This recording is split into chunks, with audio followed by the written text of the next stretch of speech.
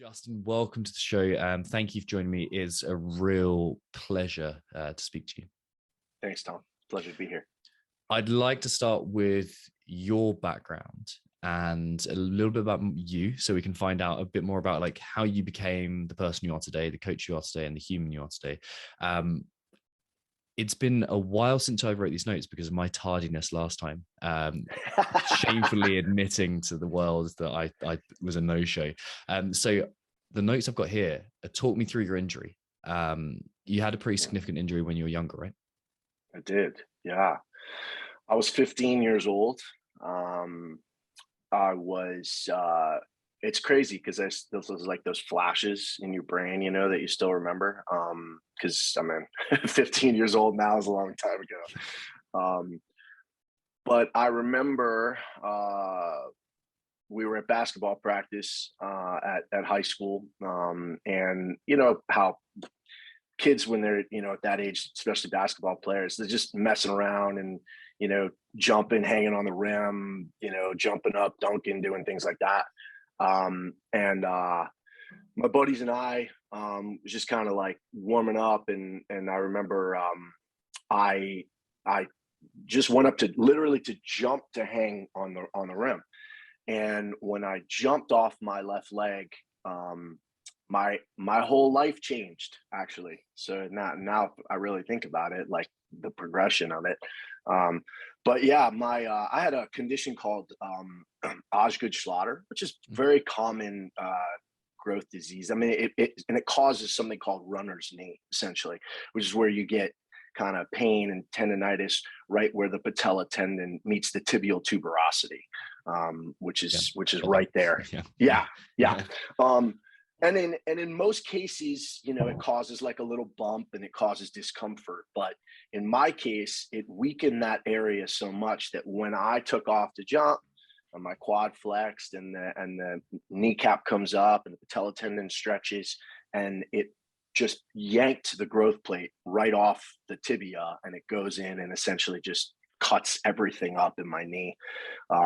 And so essentially the lower half of my leg was almost disconnected from the upper half of my leg, and so they had to go in and essentially reconstruct the knee. I still have hardware in there from that injury. I had to learn how to walk again, 6 months of rehab, 5 hours a day, 5 days a week, at 15 years old, which was interesting.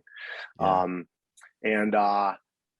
At the time I was a pretty heavily recruited basketball player. And I did go on to have a very successful high school career. And then I played a year in college. And then I eventually actually switched to my other sport that I was pretty good at, which was golf. So I played basketball and golf in college, but it was never quite the same. The knee was always, it was just always something I had to deal with, even now, like I've been bone on bone in that knee now since I was 28 years old, which is almost for 20 years. It has greatly affected my life and a lot of the things that I want to be able to do, now at this point, because it's bone on bone, a lot of the high impact stuff that I used to do, now essentially it's still functional, but there are a lot of things I can't do anymore, which eventually, as I get older, I'm okay with, like I've come to terms with it. But as someone who was, and is incredibly competitive and who was an athlete their entire lives, it's hard to not be able to do something because of an injury or because you're in pain. Yeah. So that's been a challenge. But it's like anything. You learn how to live with it and you learn how to make the best of it. And, I can still do a lot of things. I'm still pretty fit. I still train a lot. There's just, the competing days are over. Running a marathon is over. Yeah, Any of that stuff is over. Yeah, thankfully, exactly. running a marathon is over. Yeah, I can still row a marathon. So that's great news. So 15 years old, that is a time. Well, I suppose it's there's a small blessing in the curse of doing that because you're more likely to heal a bit more quickly and all that kind of stuff. But the like the fact you're on one path to essentially looking towards professional sport, I'm guessing, or very high level sport, and then you have to shift your identity and like, this is who I am. What was that process like? Honestly, it was pretty hard at the beginning. I can remember. I mean, now listen, this is we're talking 30 years ago, but I can remember many like crying nights, and wondering why, and I missed that season, which was my 10th grade season here in the States, my sophomore year, and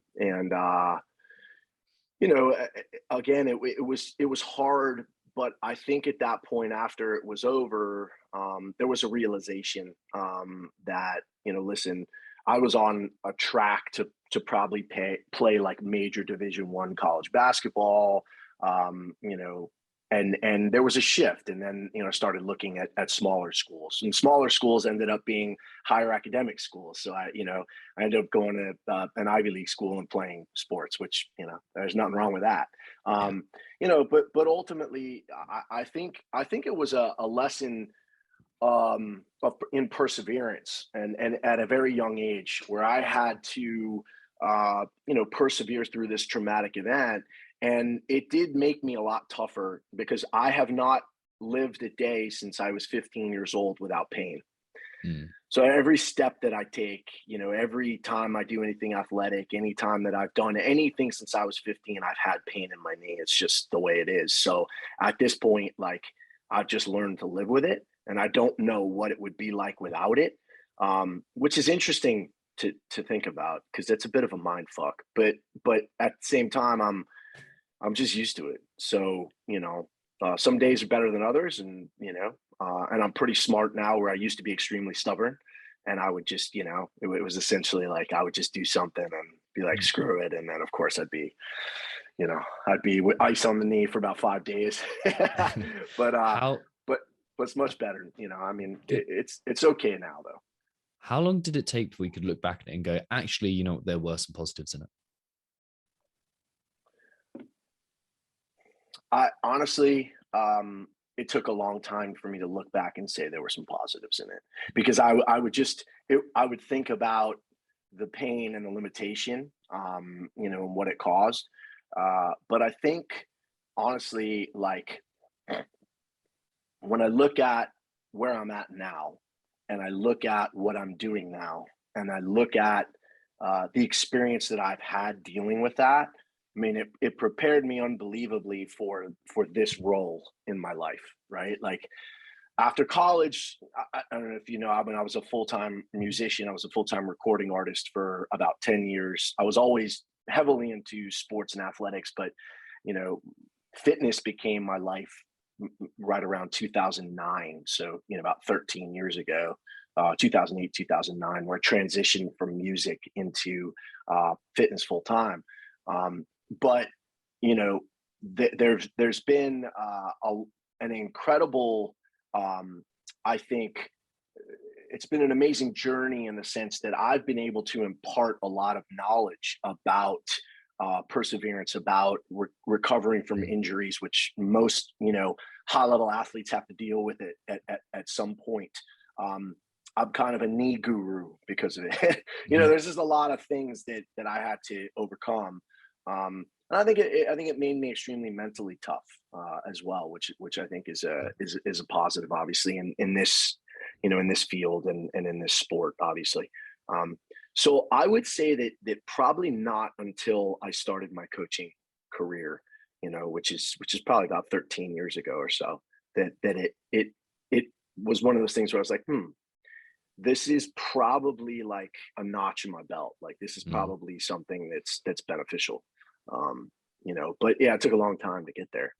Yeah, I bet it takes, like, time is the greatest healer, right? So it gives us that time to look back. You obviously work with a ton of athletes, and have worked with a ton of athletes. One of those being Bethany Shadburn, who's like literally just had, I suppose it's an ongoing injury. We just interviewed her on the podcast, so we're able to kind of speak to her like about that as it was beginning to flare up. But that's such a tough call, especially after last year as well, and so what happened. So, like, how do you use that How do you use that reference point in order to connect and help your athletes?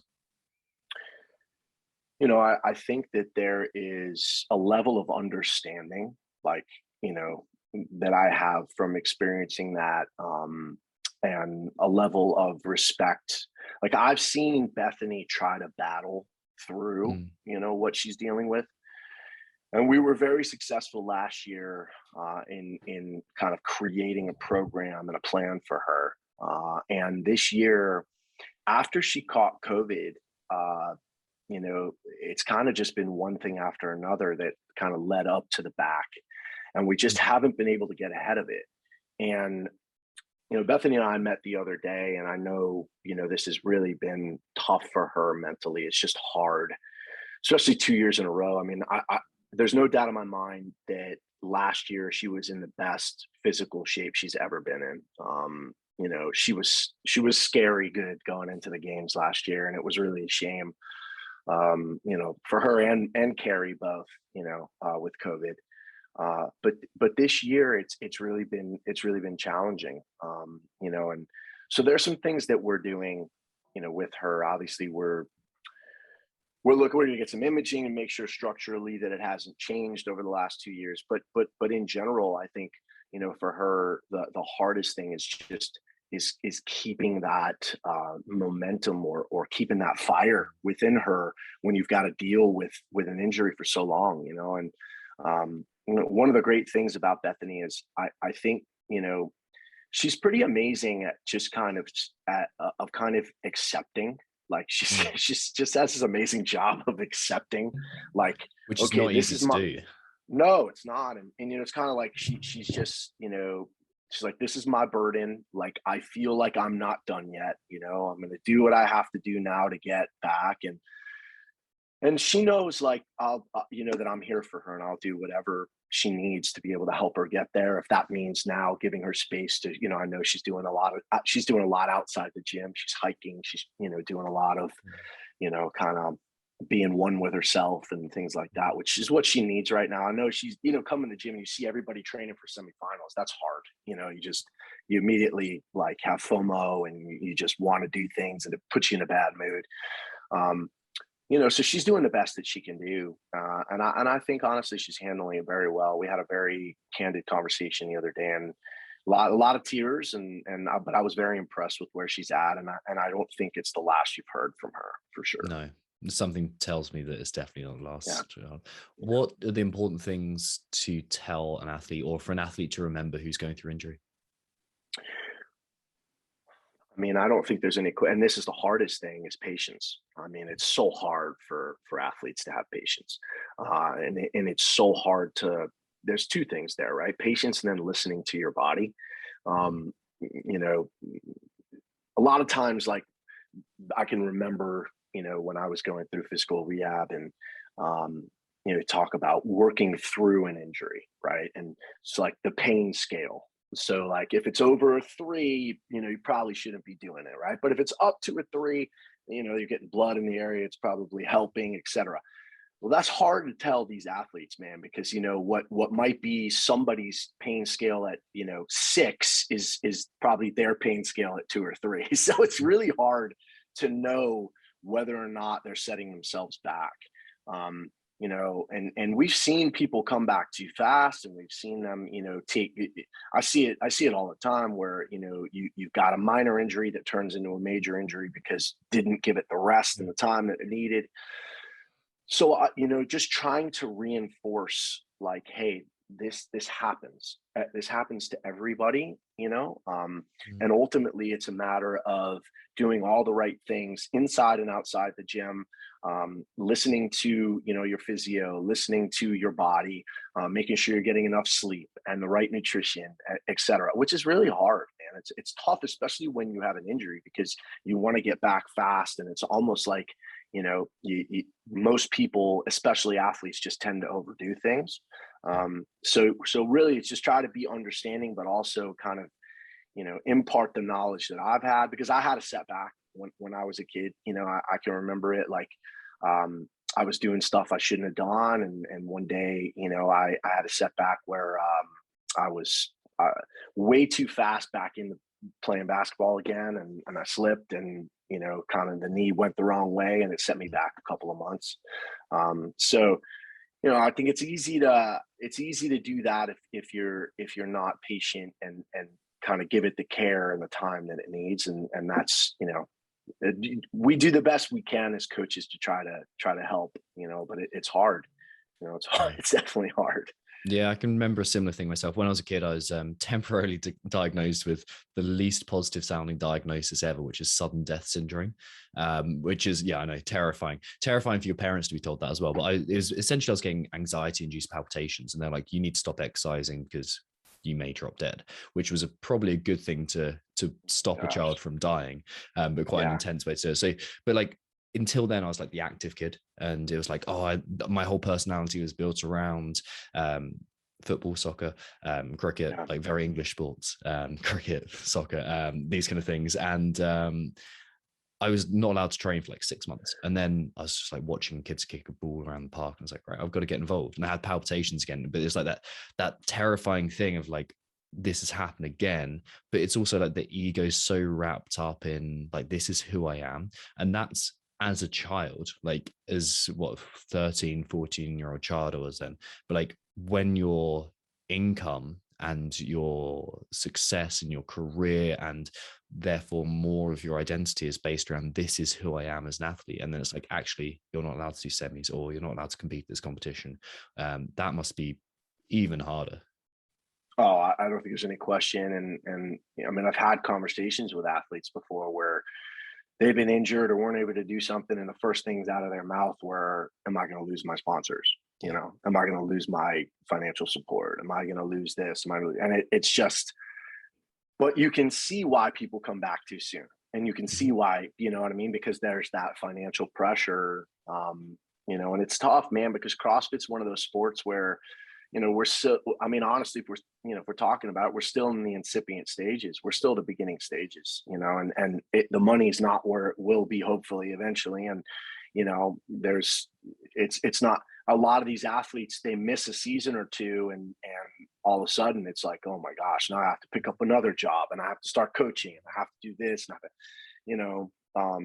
and I hope we get to the point where, obviously there are more financial opportunities, and there's a union with healthcare and all these different things, but that's a whole nother conversation. But that creates so much external and internal pressure, that I think is it's really hard for that not to be an extremely negative component, and it's but again, you try, right? You try as a coach to explain, like, hey, like, I understand how you feel, but if you rush it, it's gonna end up taking that much longer because you're gonna have a setback. So, it's just trying to keep, stay the course and make sure that they're doing all the right things inside and outside the gym, to be able to heal. Yeah. And thinking about that from like a mindset coach perspective as well, like you're thrown into complete turmoil and complete uncertainty. It's like, when we have an identity, when we have like fixed or like stable-ish identity of like, this is who I am, it dictates what you do, it dictates how you react to things, it takes like, it eliminates so many choices from you and gives you simple options. And then all of a sudden you're thrown into the unknown, and then your identity and your beliefs begin to become a little bit unraveled and not quite so tight, and you'd like try and get some of that certainty and stability back by like, okay, if I can train, then I've got like understand myself a bit more. And then dealing with that is like, you're dealing with the fear of losing sponsorship, and you're dealing with the fear of like losing your income and whatever that means for the future, and where you previously had this stability. And you're also dealing with the instability of, who am I at the end of the day? Right. Like, who am I? And that's a big question to be confronted with unintentionally. Yeah, I think that's a great point, because ultimately it's like, if you lose your identity, then what do you have? Right. And that's, I mean, that's brutal. And I honestly, like, it's funny is like, I feel like I've kind of come to two of those crossroads in my life with sports, and then with music. Like there were those points where you were like, with the injury. And then as I got a little bit older and realizing, hey, like, I'm really good at this, but I'm not good enough to make a living from it. And that was kind of the deal with sports. And then with music, it was, just 10 years, 12 years in the music industry, and the roller coaster ride of having a record deal and not having one, and having a management company and having them go bankrupt, and being up here and then the next minute being down here, and then seeing some of your contemporaries get to where you expected to be and then you not being there. And I mean, talk about a loss of identity, and talk about just and a completely like unstable existence. And that was definitely, I remember that as being an incredibly challenging part of my life. But again, another one that got me on the road to where I am, and helped me to be able to shape and form others who I see who have a lot of those same tendencies. So having the experience to be able to kind of survive, has definitely helped me be able to give advice and help out in that aspect. Yeah, tenacity, right? It keeps you going, and Yeah. like being able to demonstrate that to your athletes must be such a gift to have. It's like, okay, this is what it's like, and not displaying it through words but through actions. It's like they know that's what you've been through. They know what change you've been through. Why fitness after singing and music? I mean, so when I was a kid, it was always music and sports. Like that's, I can remember, as far back as I can remember, having a ball in one hand and then getting up on the counter and singing at all family functions. Like it was just, they always went hand in hand to me. I'm a rabid sports fan. And as a kid, I essentially, went from one practice to the next practice to the next practice. Like it was just constant sport in my life, and really in my family's life. We're an incredibly like athletic family, but also a family that just loves sports. But what's interesting though, and so throughout my entire music career, I was always training, but I think at that point it was a lot more for aesthetics, right, than it was for functionality. And that's just entertainment in general, right? The entertainment industry, especially like being an R&B singer, you want to look good when you take your shirt off. So that was the main thing then. But when as I got older, and when I got towards the end of my music career, and I kind of dove into fitness, and I have a very what's the word I'm looking for? I'm man, I can't think of it. No, obsessive. There we go. That's the word I'm looking for. An incredibly obsessive personality. So when I get into these, like I have a story, like when I was a kid and I saw people juggling, I had to learn how to juggle at 7 years old. Like I picked up a couple balls, I learned how to juggle in about an hour, and then I never juggled again. It was just like one of those things where I had to do things, like I had to, right? So eventually, like, especially coming out of fitness or coming out of music, there was a period of my life that I had gotten very sick.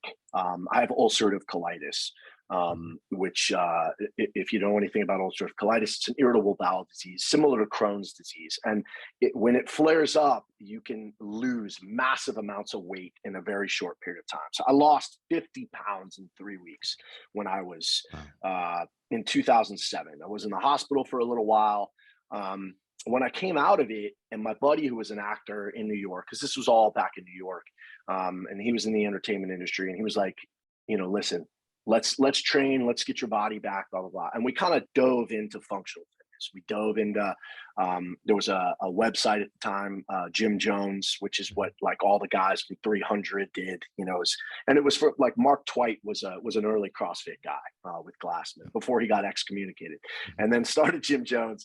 So we were doing Jim Jones, we were doing .com, back in 2008, and it was kind of like the stuff that was being whispered in the gyms, like because the Globo gyms were still, kind of taken over, and you were still dealing with people who thought the world was flat when they saw you doing CrossFit. They didn't know what the hell you were doing, and he and I started training together, and we just got kind of obsessive, and we became addicted to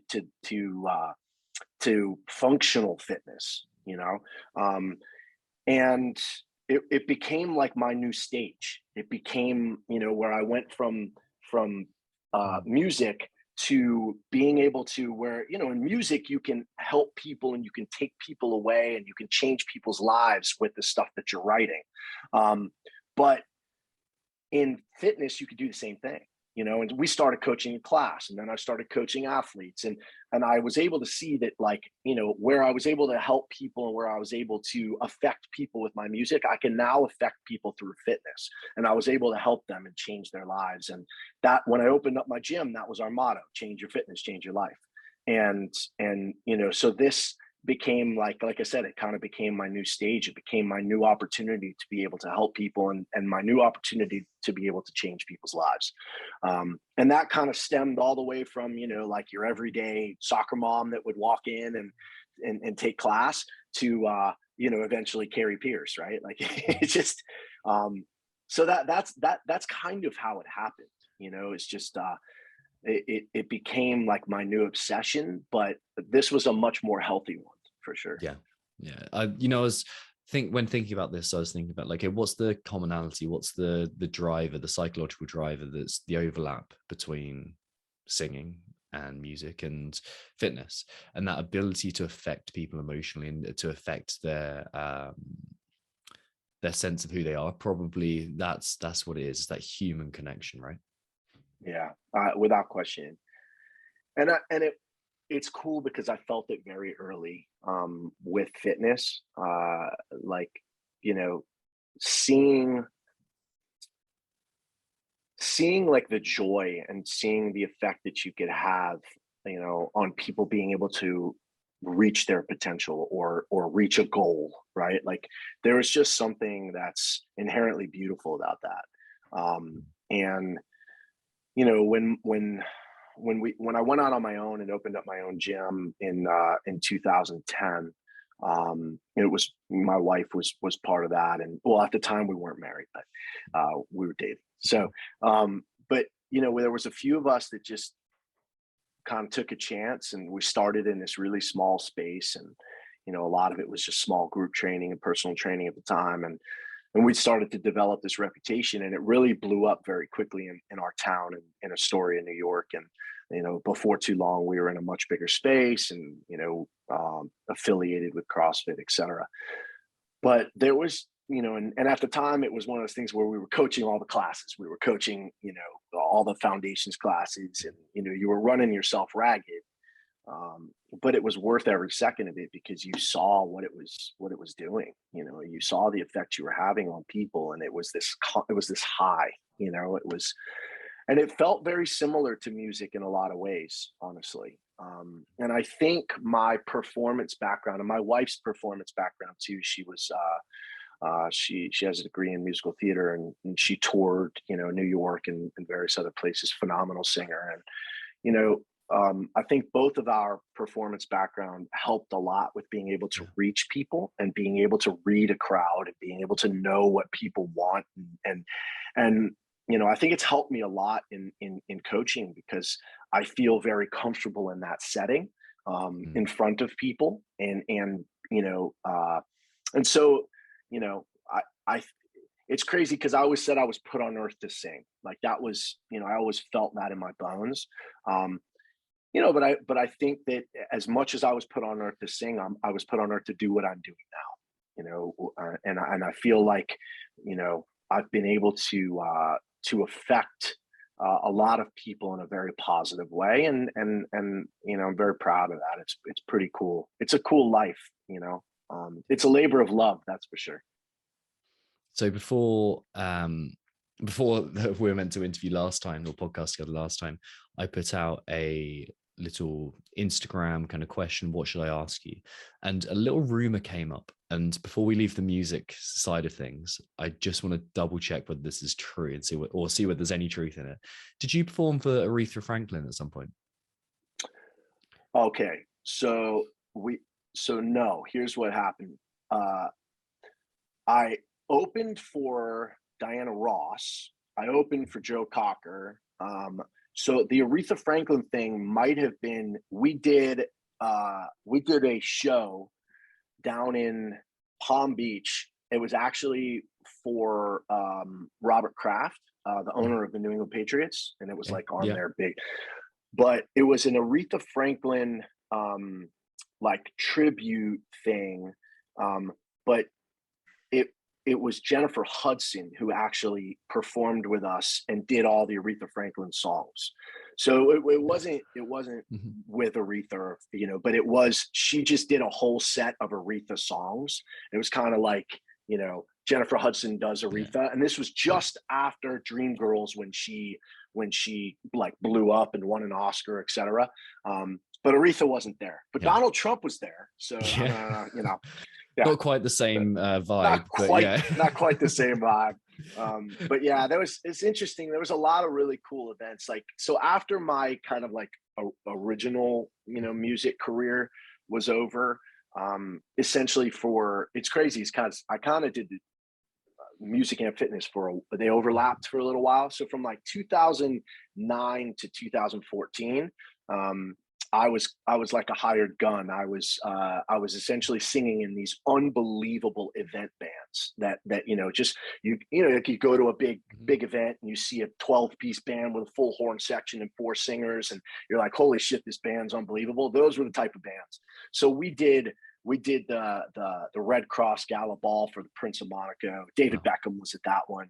You know, that's where we opened for Joe Cocker. We did the CEO of Reebok's 50th anniversary party on his estate in Cape Cod, and that was, you know, we opened for Diana Ross. We did that stuff at Mar-a-Lago down in Palm Beach, you know, for Kraft and Trump, and we did all these incredible parties. And I got to work with some unbelievable singers and amazing musicians, and it was extremely fulfilling. You know, but then eventually, like, you know, I just started coaching so much, and then eventually when I started coaching in the Grid League, the National Pro Grid League here in the States, I just got too busy, and something had to give. So, but it was cool. It was fun. So you've spent so much time in such I'd say diverse, but with commonalities, 2 different areas. What you must have learned a lot about mindset in that, and the mental approaches we take when we're trying to be our best. What does mindset excellence not look like? What does it not look like? Yeah. Well, I think I have a lot of experience in this because, you know, I played competitive golf, which is one of those sports that, you know, and I actually, for a period of time, when I was a kid, you know, I did see a sports psychologist for a while to try to help me with my routine and negative thoughts and all those things. You know, I think that the way that we talk to our athletes, and one of the most important things is ultimately, like, the worst thing you can have is doubt, right? Like, going into a competition, going into a workout is essentially questioning yourself, whether it's a movement, whether it's your strategy, whether it's your preparation, whether it's your warm up, whatever it is, right? And it's a big problem, and you see it all the time, right? Like, and the athletes that are the best are I think the athletes. Listen, I think it's very natural. I think it's an extremely common human emotion, right? To essentially have doubt and fear, and how do you overcome that? You know, and a lot of that is practice, right? Is essentially like, you know, we get into our daily training day, and we talk a lot about intention, and we talk a lot about you know, practicing and really knowing yourself as an athlete, so that you kind of take a lot of the question marks out of the workout, out of your movements, out of your pacing, out of your rep schemes, etc. You know, and that's the thing I think we try to fight the most is doubt and fear. Because if you have an athlete that can go into a competition, the workouts come out, and there's no doubt there. There's no fear. There's just essentially like, okay, this is the workout. This is how I'm going to attack it.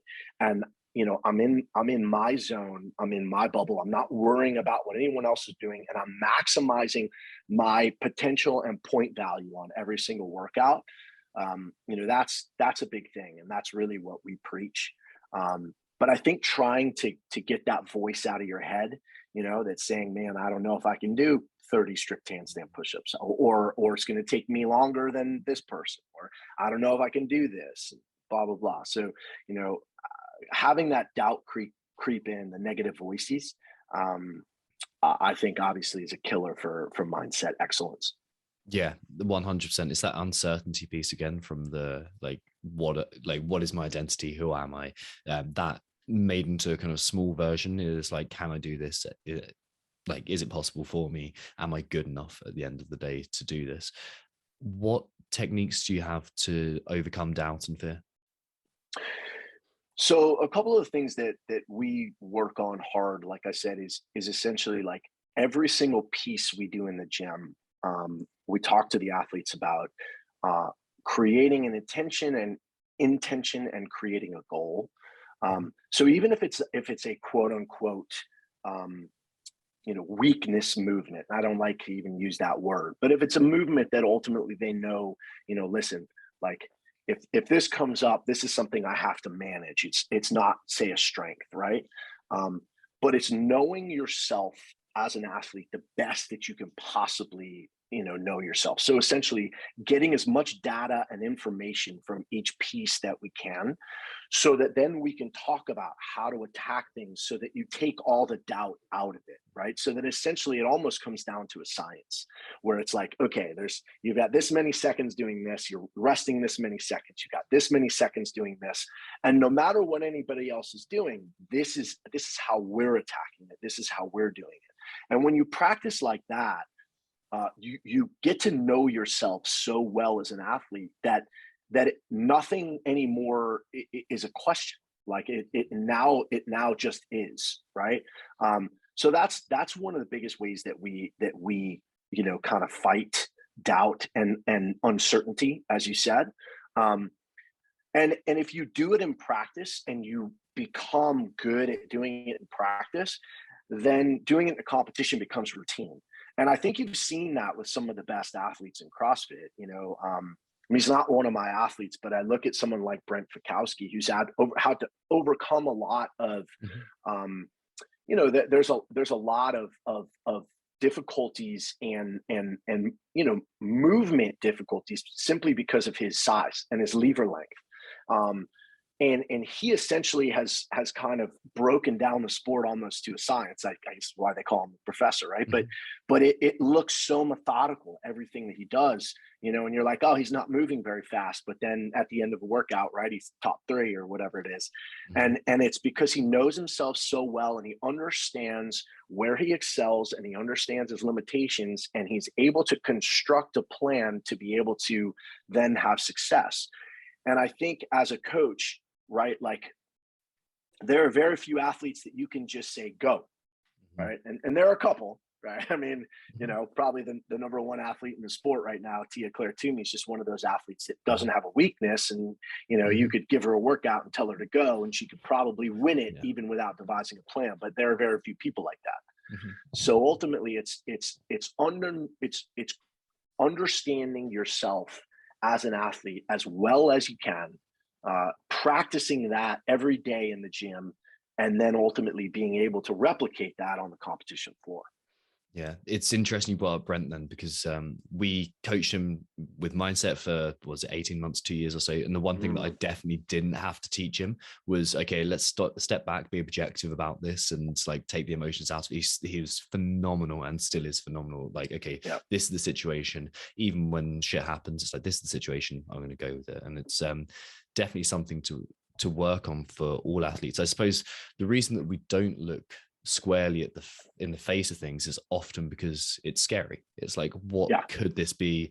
What I could actually be even less good at this than I think I am right now, or this doubt is telling me. So if I don't look at it, then I don't have anything to work with. And it's interesting that you brought up like the kind of, okay, we're going to go out there and collect data. We're going to test yourself. We're going to know yourself. And when we're doing mindset as well, that's where we start. It's like, okay, what are the thoughts, the emotions, physical sensations, behaviors? Like, we're coming at it from a kind of a less a tactical point of view, but it's the psychological, and it's the same place. It's like, first you have to test, then you figure out where you want to go, and then you figure out the path to get there.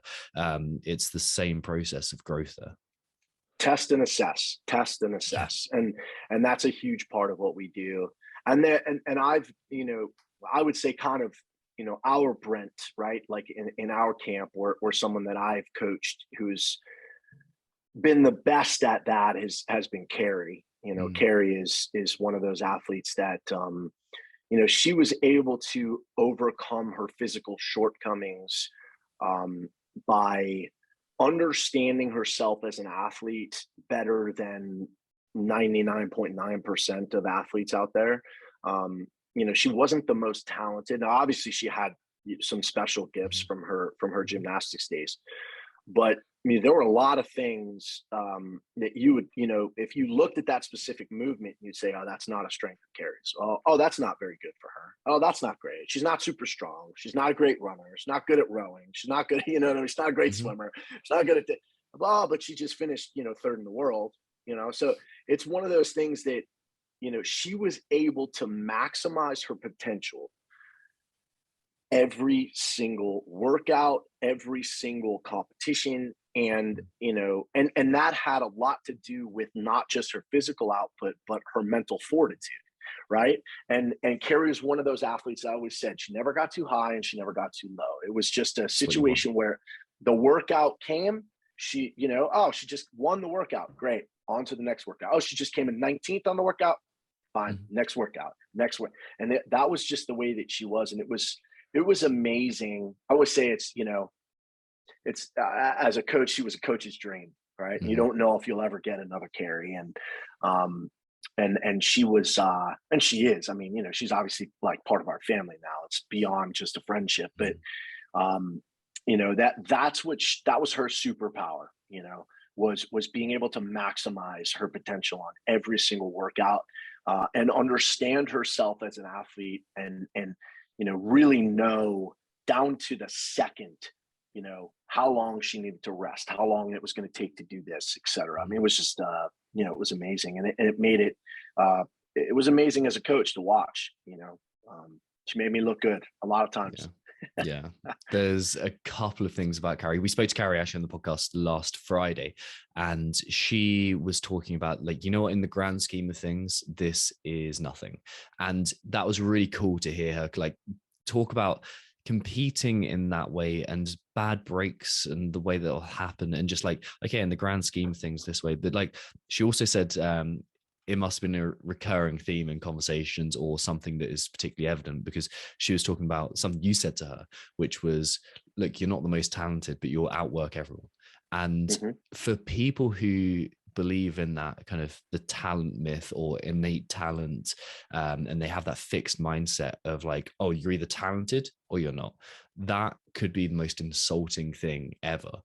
But what it actually says is, hey, you can grow. You can become anyone you want to be. You can become a better version of yourself if you continue to work hard enough.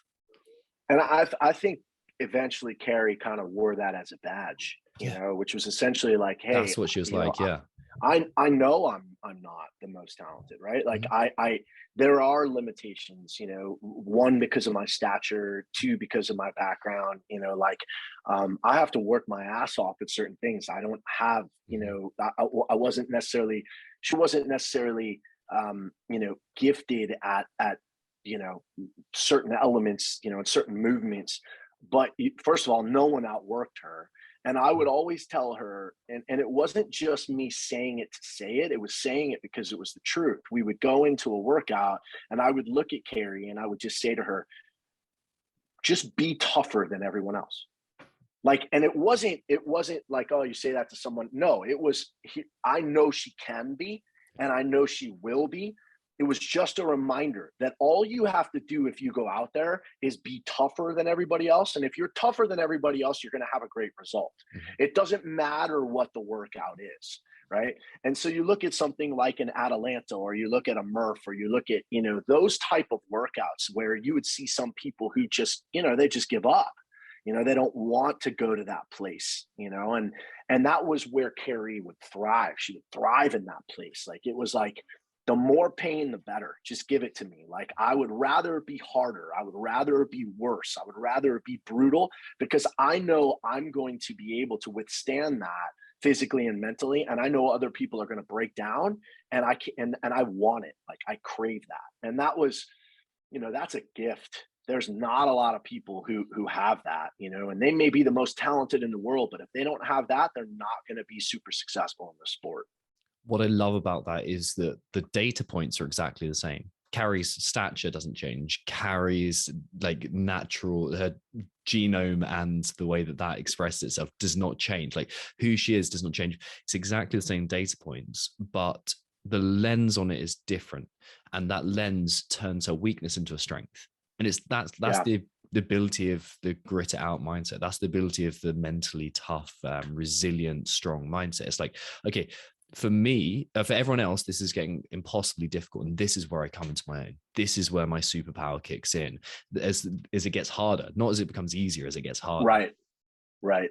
And that's, and you just can't help but love somebody who can do that. Like, and aside from the fact she's just like this amazing person, but, when we first started working together and I would see her do things and I would give her where I specifically remember a workout that I gave her that essentially was, and it's, I almost feel bad saying this as a coach, but I gave her a workout that I expected to physically break her, like physically and mentally break her. It was all of her weakness movements in one, essentially. Was it sled push, dumbbell step overs? She told you about that workout? She told me about it, yeah. And she told me about the mid-workout tears as well. Yeah, she cried in the middle of the workout.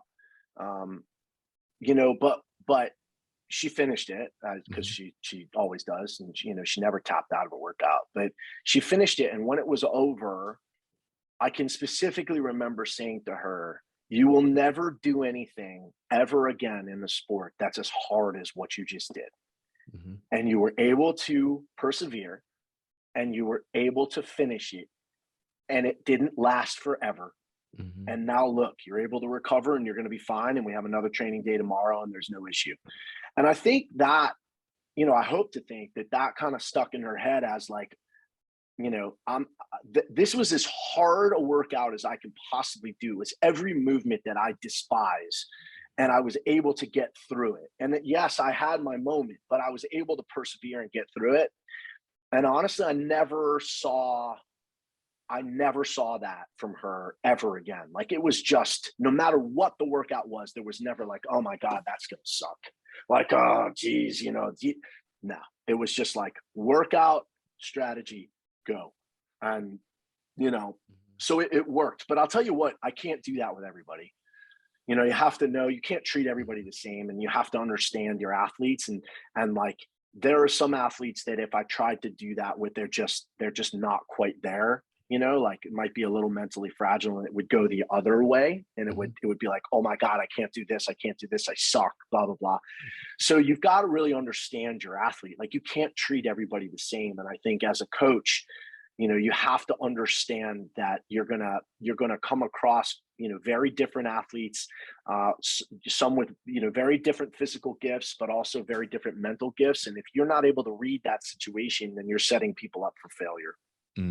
It's like, it's really important to focus on this on a one size fits one scenario. Like, mindset, training, everything is a one size fits one. Like, there's principles we follow, but it's always like, can you adapt it to, or adapt the nuance to the individual? And like, whether, like, from back when I was prescribing weightlifting percentages, like, yeah, like, there's people respond differently to that. And now looking at people's journaling entries and talking through visualization and everything that we do now, like, it's the same thing. Like, the principles are the same, but can we create some nuance there? Can we fine tune this for you as an individual? And also then the athlete feels, hey, this is for me. This is special for me. It's not some cookie cutter template, and usually get better adherence to that too. Yeah, no, definitely. I agree with that. Yeah. There's, you're talking about that grit and that tough and doing that hard workouts. purely to give yourself a reference point of like, this is how hard I can push. There's something I've been playing around with in the back of my mind for years now. And it comes from, again, military times where I just like, you're given that, well, 5 days, sleep deprivation, crawling through crap, carrying heavy loads. And like, I'd love to do, if we'd have to take some of the weight out of it, some of the danger out of it, but a reference point for elite athletes is like, hey, this is going to be the hardest thing you've ever done, but the games is never going to touch this, or a single workout is never going to touch this. And I think that's got utility and legs within the CrossFit world. I think it does, and obviously, yeah, like you said, I mean, there's a fine line between like responsible and irresponsible, like making sure that it's not, now I look back at that workout and listen, it wasn't that, the thing about that workout is that it wasn't unfair in the sense that like all the movements were movements that we could possibly see. It was just all the movements that Carrie didn't like or wasn't good at.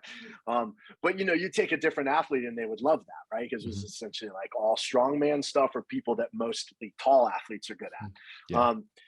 So, but yeah, I agree with you. I think that there's value in that, and but there's also you have to understand, you have to understand the athlete, and you have to understand like where the limitations are, and make sure that whatever you're devising, it works in a positive manner and not in a negative one. Because I think depending on where an athlete is in their career and depending on who they are, right, like, you don't want to set them up for failure. And I think if there are some times where you can give somebody a workout and it goes the other way, right, and it takes them a long time to be able to get over that mentally, because I've seen that happen before as well, where like there's a workout or weakness workout or a workout where they're doing it with a group and they have a really negative experience, and it's one of those things that then you have to work through. Yeah, it's usually when their estimate of their own ability is dramatically decreased, right? And it's where I thought I was here, but actually I'm here, and the abrupt nature of being shown that is almost like too much to bear. And I think that that's really like a harsh reality of our sport too. Because I think you can. It's changed a little bit, I think, now with the training camps, in the sense that, a lot of these athletes are getting to train together and you get to see what the best can do on a daily basis. So it creates more reality for you. But, especially back in the day when there weren't a lot of training camps and people were training by themselves, and then all of a sudden they would go to a regional setting or a game setting, and it was like, holy shit. Like I thought I was here. And now like my whole world has been rocked because like, I'm not, I'm not where I thought I was. And you that's also that's a harsh reality. Yeah. You also used to get the opposite though. Again, using Carrie's example, it's like, I've never done CrossFit before, to 9 months later being at the games. It's like ridiculous. Yeah. Well, I remember, so she first walked into our gym, and I started working with her, at the beginning of her career, but just being able to see her in that first year and walk in, and then a couple months later, it was just like, oh my gosh. And then, training for regionals, you saw she would come in and do a couple of workouts with some of the other girls that I was coaching, and she was just smoking them. And I was like, this is wild. Like this, it's crazy. And that's awesome. That's amazing to see. But that's a rarity. We don't see that a ton. Yeah. So I asked you what a great mindset doesn't look like. What does it look like? If you had to like build the ultimate mindset, what components would it have?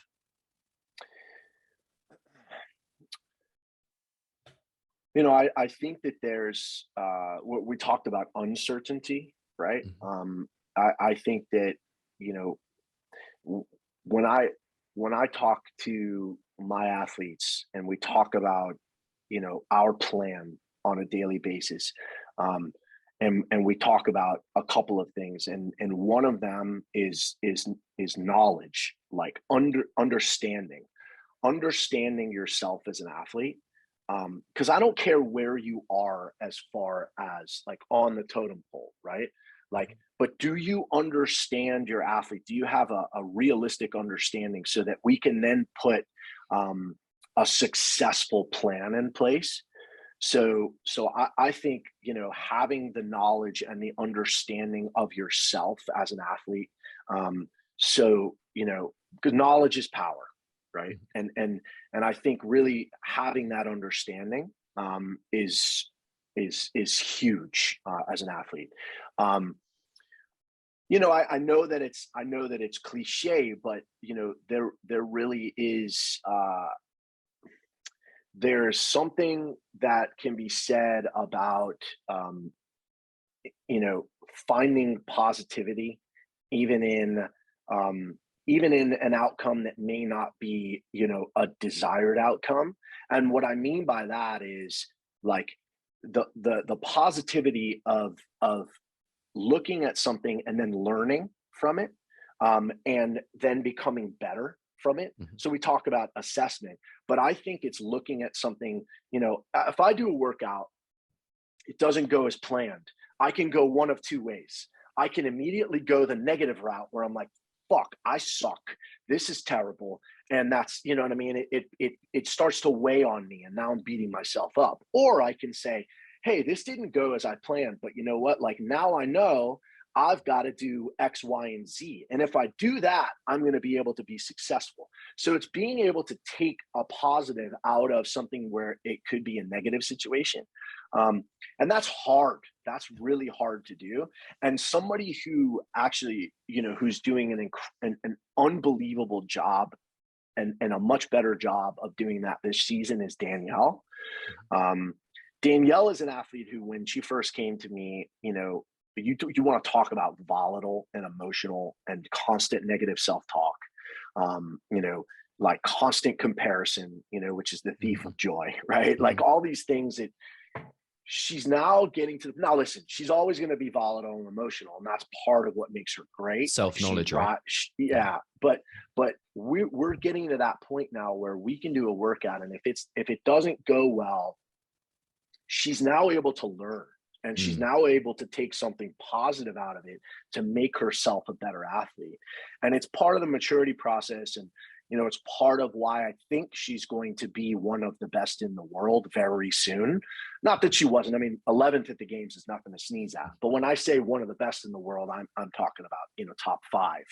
And she's got that type of talent. And now she's starting to get there. I think, you know, mentally and emotionally.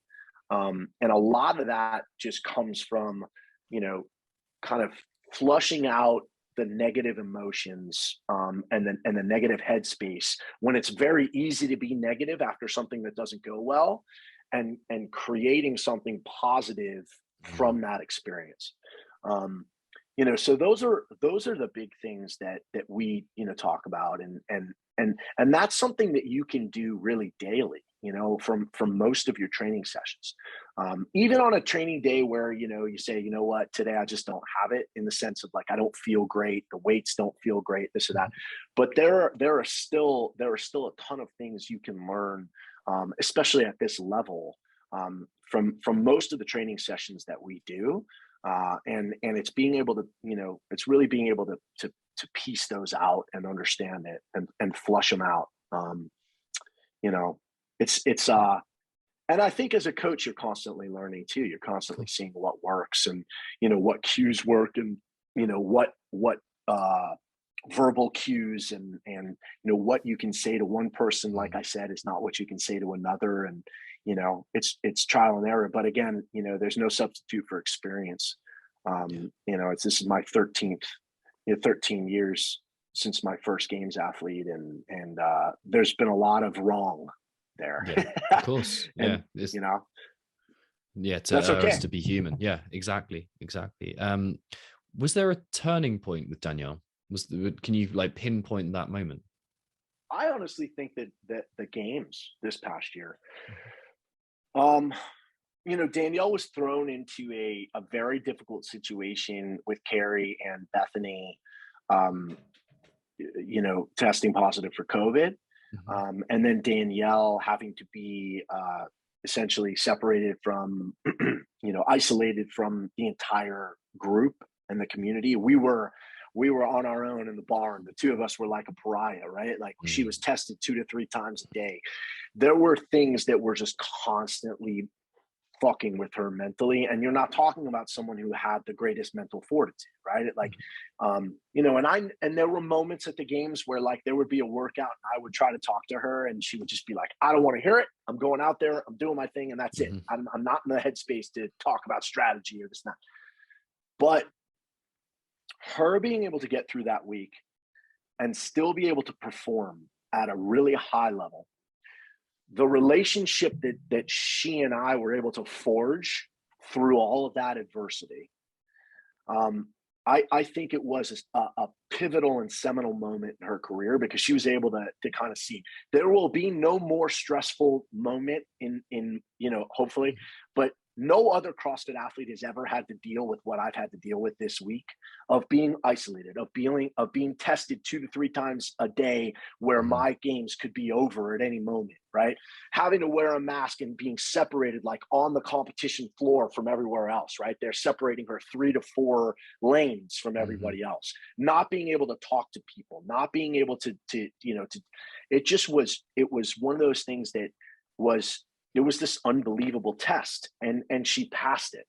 And I think after she did that, she was like, I've got to give myself a little bit of a break here. Like what I did was pretty special, and I know that if I'm able to kind of level myself out mentally, I can be even better than that. And we talked a lot about it, and since then, I think, now listen, she still has her moments, Mhm. but her Mhm. moments where she would have a meltdown and they would last 2 or 3 days, where I would have to talk her off the ledge, they now last 10 minutes.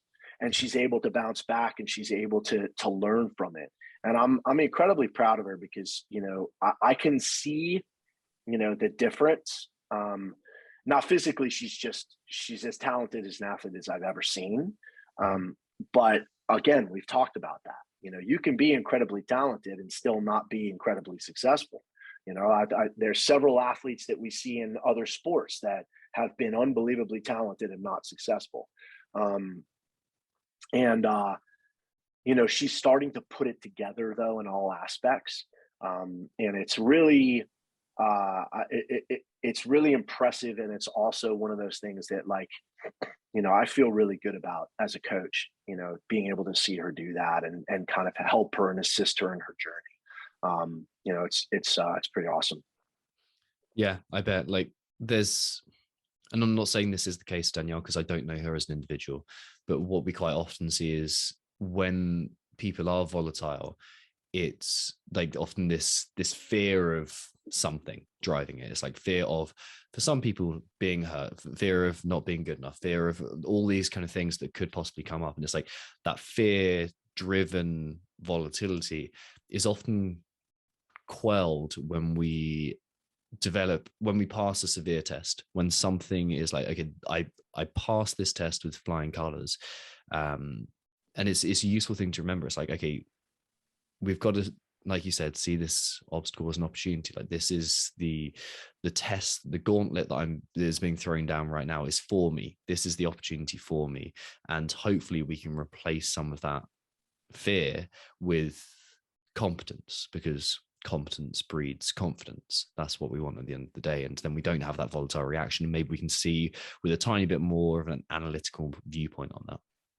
Yeah, and I think that was her moment. Yeah. And I even think she would, she was kind of talking about it afterwards, but she was like, you know, not necessarily divine intervention, right? But just Mhm. like, this was thrust on me, and I feel like it was thrust on me for a reason. And essentially, it was one of those things where, like, if I don't learn from it, then all of this has essentially been a waste. Like, this was a really incredible moment for me to be able to persevere and show my resiliency, and the fact that I was Mhm. able to do it, come out the other side, and I can grow and learn from this and be such a better athlete. And I think it's done just that, Yeah. and it's really cool to see. Yeah. After this is up, I'm going to send you a podcast link that we recorded with an author called William B. Irvin. He wrote a book called The Stoic Challenge, and it's all about seeing everything through that lens. It's like this has been thrown down by the Stoic gods, and this is my gauntlet, and this is my challenge that I'm going to overcome. It's really cool episode, and this book is fantastic too. What have been your biggest tests as a coach in terms of mindset? I honestly, I think that one of the toughest things, I mean, I think I think the pandemic, and more so because our business was shut down for 8 months. We picked up our family and moved from New York to Las Vegas in the middle of the pandemic. Because we didn't have a source of income. You start to question yourself, and it's crazy to think, but really, like, I had this unbelievably successful business that was essentially shut down overnight. And then now I've got a family, I've got 2 kids, and you start to question yourself as person, and essentially, like, how did my life get to this point? Like, now, we don't have an income source, we're going to burn through our savings. There's a lot of doubt as where I felt like I was a success. You start to question that and doubt that, and then I think that spills over into everything that you do. But then it was one of those moments where, like, my wife and I kind of had several sit downs, brainstorming sessions where we were just like bouncing things off the wall. What are we going to do next? Right. I mean, Carrie moved out here to Vegas with us. So it was awesome that I was still being able to coach her, but, I really didn't have a source of income. We lost our business, and it was a scenario where, I think for a lot of years, I had always thought of, well, should I create a program, an online program? There's all these, there's already all these online programs, you know what I mean? Like, that's another online program. But we took the chance, and we took a risk. And I always say, if you don't take a risk, you never get anywhere in life. And, we started Underdogs now about a year ago. And, it's been unbelievably successful, and it's kind of taken off, and it's created this entire new world for us, and this new community, this new family, this new business, which is really enabled us to be able to thrive. And I think, it was kind of, at a time of like you just said, was at a time of extreme severe, we were able to, overcome this. And it was really cool for me, if I step back and look at it objectively, to kind of, again, see there was coming out of like a traumatic experience, and that we were able to devise a plan and be able to create something, for us to be able to strive and be successful. So I think as a coach, it was one of those moments where it was like, if you can kind of get through this, then you can pretty much get through anything, because honestly, we kind of hit rock bottom as far as, I would say everything except for health, right? Like, we were still healthy, which is huge, because if you don't have health, you don't have anything. But everything else, was rock bottom. Like, lose your business, you don't know where your next paycheck's coming from, all those different things. But at the end of the day, I think my wife and I have always kind of subscribed to the idea that, like, if you do something for the right reasons and you create something to help people, then ultimately the universe will provide. And I don't know if that's ridiculous, but that's kind of what we've done. And we created this thing. And again, I feel like we're helping people reach their maximum potential. And this time now it's kind of like on a global online program, and it's cool, man. That's so I think that, that was kind of a big moment for us. Yeah, I bet. Before I have to wrap up, there's a couple of questions about culture that I'd like to ask you. And the first one was actually from when we interviewed Bethany, and I can't remember the exact story, but it culminated in you coming over to her and saying something like, "Oh, we don't act like that here. That's not the way we do things here." Something like that. What are the rules of underdogs?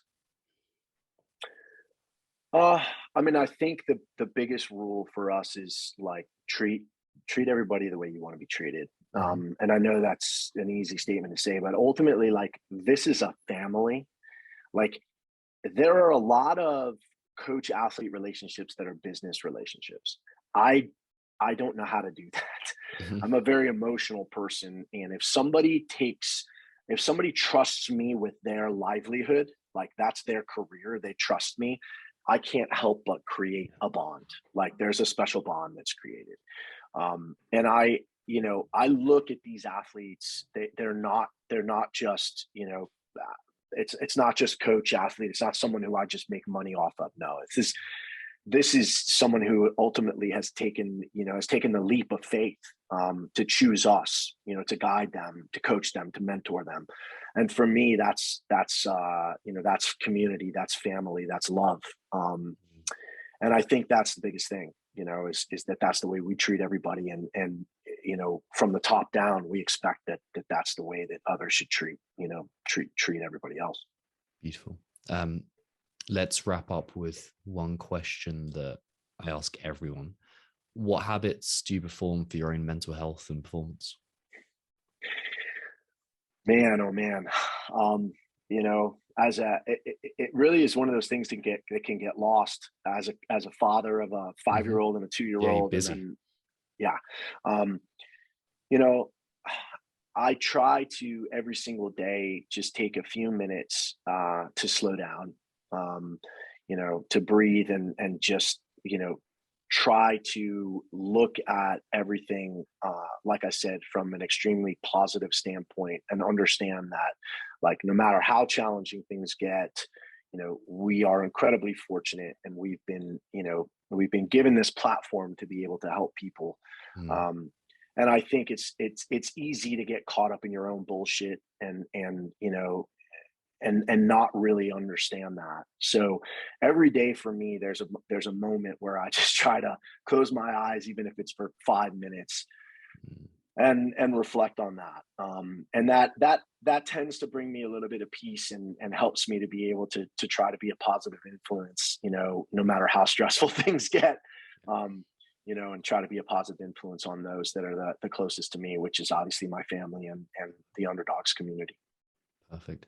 Where can people follow you, follow underdogs? Yeah, find out more about how to work with you. Yeah, so Instagram, Underdogs Athletics. Mhm. You can go to the website underdogsathletics.com, and they can. I'm at Justin Cotler on Instagram as well. So Perfect. those are the best Justin, places. thank you so much for your time. My pleasure, Tom. Thanks so much.